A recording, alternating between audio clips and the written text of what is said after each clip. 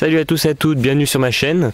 Donc aujourd'hui, comme promis, je vais faire une petite vidéo sur mon arc de compétition, je vais dire, mais disons que je suis pas encore, j'ai pas vraiment envie de faire des compétitions pour le moment, même si ça fait déjà 4 ans que je tire.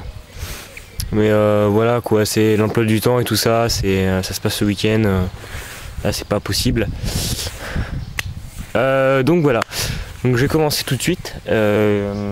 Donc là on le voit en arrière-plan, voilà, le voilà.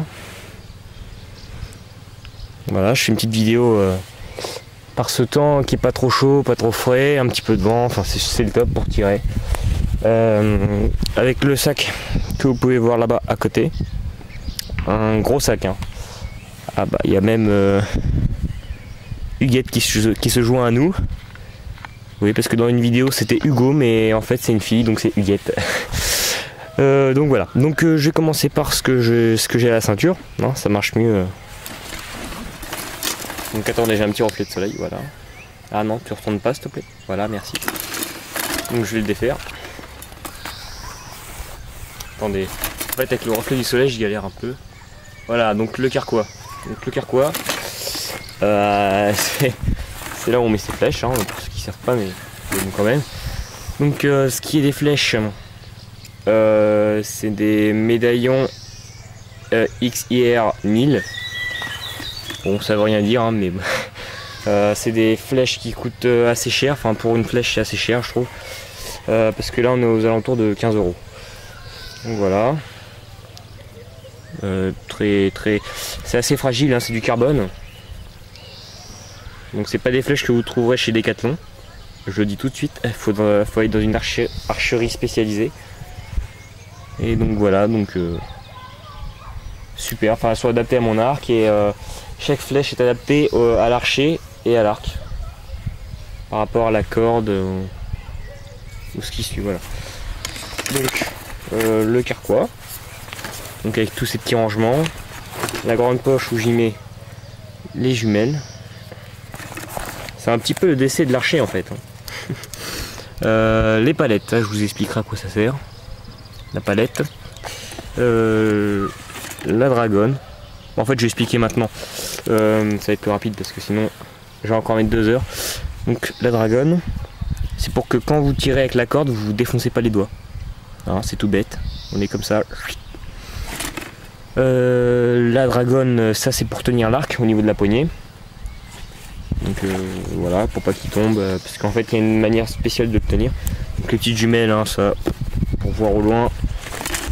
Vu que dans le club je tire à 30 mètres, je devrais tirer à 50 normalement, mais je préfère encore tirer à 30. Parce qu'avec l'emploi du temps, ça fait un petit bout de temps que j'ai pas été tiré au club. Donc le petit stylo, hein, qui est accroché ici, voilà. Attendez, je sais pas si bon. Voilà, ça c'est une flèche, c'est un petit, comment on va dire, un petit test. Il faut tirer à 18 mètres et il faut faire un certain score pour avoir. C'est un peu comme au ski avec les étoiles et tout ça. Voilà, j'ai la blanche qui était à 10 mètres, la noire à 15 mètres et après ils ont arrêté, je sais pas pourquoi. Voilà, encore une petite poche là.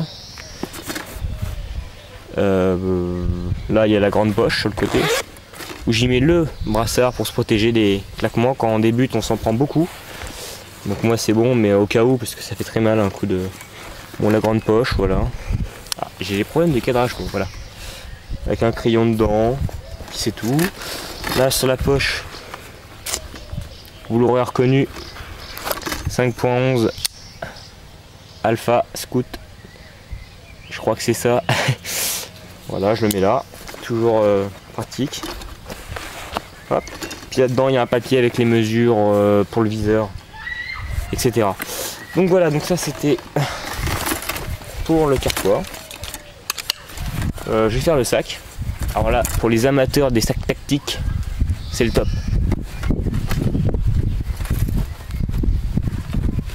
Donc je vais essayer de faire ça vite fait. Je vais redescendre un peu la caméra. Voilà, toi. Voilà, je suis pas trop zoomé. Je vais remonter un petit peu le trépied. Je reviens dans quelques secondes. Voilà. Vous êtes un petit peu plus haut là. Donc voilà. Donc le sac, j'ai pas les dimensions. 1 m. Il doit faire un petit peu plus d'1 m. 1 m. 1 m 50. Donc je vais essayer de faire ça vite fait. Je vais redescendre un peu la caméra. Voilà. Je vais remonter un petit peu le trépied. Je reviens dans quelques secondes. Donc le sac, j'ai pas les dimensions. Il doit faire un petit peu plus d'1 m. 1 m. On va dire c'est un très gros sac. Donc c'est un... Alors là c'est... Je sais pas si vous voyez les grands sacs de rando, ça fait un petit peu plus en comptant le tube. Donc je commence tout de suite. Donc ça c'est le tube où je range les flèches et le grand bâton d'équilibreur qu'il y a sur le devant de l'arc. Je vais faire ça vite fait parce que... Bon alors là... Alors je vais me cadrer bien. Voilà. J'ai zoomé un peu quand même. Ce serait bien. Parfait. Donc, comme vous pouvez voir, compartiment pour stylo 3 et une grande poche où j'ai mis des mouchoirs. Hein, on sait jamais. Ça c'est pour mon deuxième arc, c'est pour un repose-flèche. Il y en a plusieurs. Ça c'est pour la corde, pour pouvoir bien accrocher la flèche. Tout qui va là, dans la poche filet, donc qui se rabat comme ça.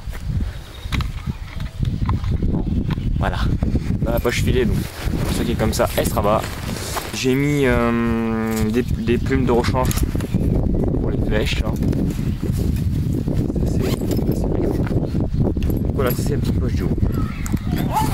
Alors l'autre poche du bas. Ici. Hop là. Non, ça va pas être bien, il y a la petite poignée qui gêne. Voilà, parfait. Donc sur le dessus, on a cet élastique là qui est réglable pour pouvoir mettre un gilet ou quoi que ce soit. Bon, je m'en sers pas spécialement. Donc ça c'est pour le viseur, une grande pochette qui est avec très douce à l'intérieur, mais comment dire, qui est rembourrée, si je peux dire, bien protégé parce que c'est assez fragile. Donc ça, les amateurs de tir à l'arc connaîtront, amateurs ou professionnels, donc c'est une fausse corde. Donc moi je m'en sers pas, donc je préfère prendre la technique que j'ai fait voir en vidéo. Donc voilà, j'ai du mal à m'y faire avec ça. Donc, je vais l'ouvrir en entier, la grande poche, ça serait bien. Hop là. Donc là vous pouvez voir déjà sur le côté deux grandes poches filées avec fermeture. Donc là une petite poche qui ferme comme ça. Des petits, en fait un organizer. Voilà.